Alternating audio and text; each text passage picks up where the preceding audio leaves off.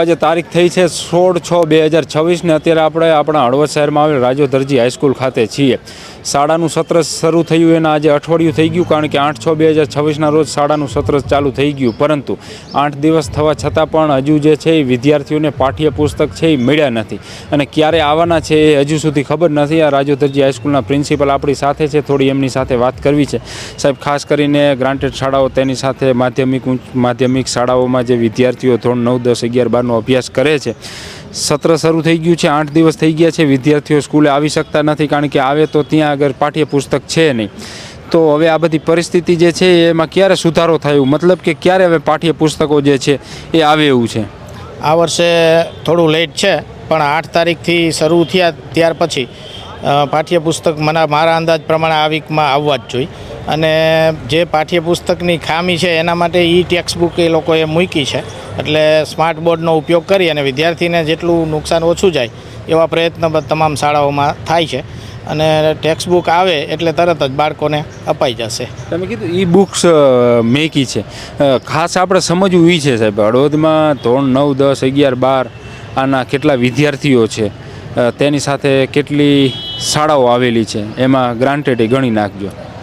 આપણે ગ્રાન્ટેડ 12 શાળા છે અને 26 શાળા આપણી સરકારી બધી ઉચ્ચતર અને માધ્યમિક થઈને, એ બધી જ શાળાઓમાં થઈને કુલ વિદ્યાર્થી મારા અંદાજ પ્રમાણે 2000 જેવા વિદ્યાર્થીઓ અભ્યાસ કરે છે. અને 9, 10, 11, 12માં ચારેયમાં 9, 10માં અને 11, 12માં અંદાજિત 500ની આજુબાજુ બાળકો અભ્યાસ કરે છે. હાયર સેકન્ડરીમાં 500ની આજુબાજુ. એટલે આ બધા બાળકોને ટેક્સ્ટ બુક આવે અને અભ્યાસક્રમ શરૂ થઈ જાય એ અતિ જરૂરી હોય છે. પરંતુ આ વખતે નહીંતર તો એપ્રિલ, મેમાં બધાને વિતરણ થઈ જતું હોય છે. આ વર્ષે સેજ લેટ છે. પ્રાથમિકમાં આવી ગયું સાહેબ, ખબર? લગભગ પ્રાથમિક શાળાને તો અપાઈ ગયા એવી વાત છે, સત્ર શરૂ થયું તરત જ.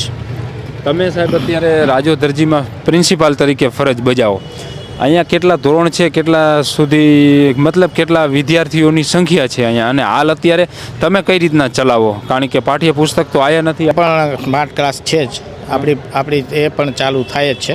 પણ આપણે મોટા ભાગે શું કરતા હોય કે જૂના વિદ્યાર્થીઓ પાસેથી પુસ્તકો જૂના એકઠા કરી અને બાળકોને અપાઈ જાય એવા પ્રયત્ન પૂરેપૂરા કર્યા હોય છે.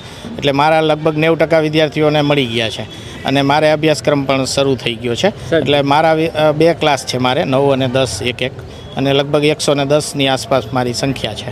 આમ જનરલી પ્રાથમિકમાં પણ સ્માર્ટ ક્લાસનો ઉપયોગ થાય છે 1 થી 8 સુધી. એટલે સ્માર્ટ ક્લાસથી તો એ બાળકો બધા ટેવાયેલા હોય છે, કેમ કે સચિત્ર બધું આવતું હોય એટલે થોડું જ્ઞાન વધારે મળે. કેમ કે પુસ્તકમાં વાંચવામાં એને તકલીફ પડતી હોય, પણ ઓલામાં સાંભળીને એ કેચઅપ કરી શકતો હોય બાળક. આમાં વધારે સારું રહે. હા, વધારે સારું રહે. પણ ખરેખર તો શું હોય છે કે જે પ્રાથમિક નોલેજ હોવું જોઈએ એ એનામાં જે મૂળભૂત વસ્તુ છે એના માટે આપણે ખૂબ પ્રયત્ન કરવા પડે છે.